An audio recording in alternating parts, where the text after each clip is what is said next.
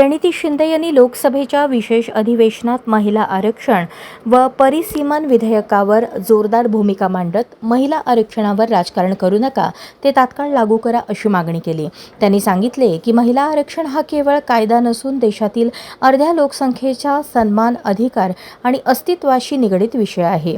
प्रणिती शिंदे यांनी स्पष्ट केले की संपूर्ण विरोधक या विधेयकाच्या समर्थनात आहेत आणि महिलांना त्यांचा हक्क मिळालाच पाहिजे याबाबत सर्वांचे एकमत आहे.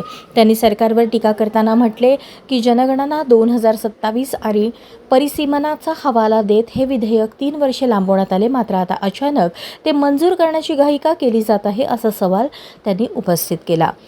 तसेच त्यांनी आरोप केला की आगामी निवडणुकांच्या पार्श्वभूमीवर राजकीय फायदा मिळवण्यासाठीच सरकारने हे पाऊल उचलले आहे.